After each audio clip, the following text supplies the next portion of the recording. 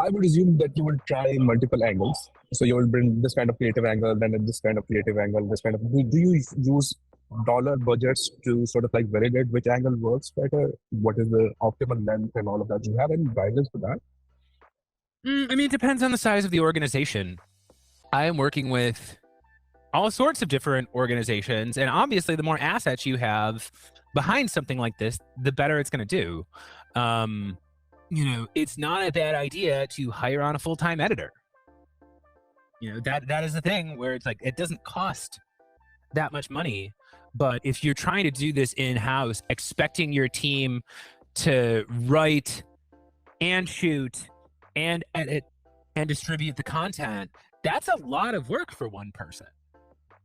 If you've ever watched a movie and you stick around for the credits, I mean, how many thousands of people does it take to get one of these movies out there? And then they're just like, oh, okay, we're going to try video.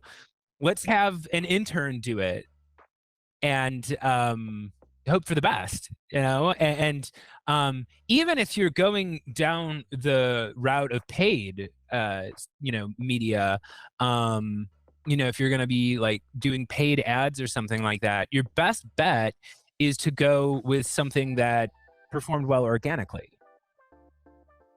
And again, that doesn't just happen out of nowhere. That takes planning and time and budget. That takes skills. And unfortunately, this is the kind of thing that B2B companies view as unserious. So they say, oh, you know what? If you want to make creative stuff for the newsfeed, you can do that before work or after work, or you could do that on the weekends. And you actually have to treat it with the seriousness of anything else you're doing in your B2B company.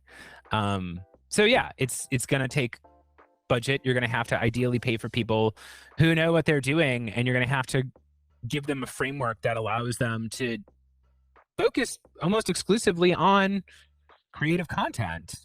But you'll notice, like, the companies who've really embraced it, they're not going back. The companies that embrace it, they find success with it, and they tend, to double down on it. Because yeah, you are able to reach a certain type of buyer that is oftentimes just not accessible through calls and emails.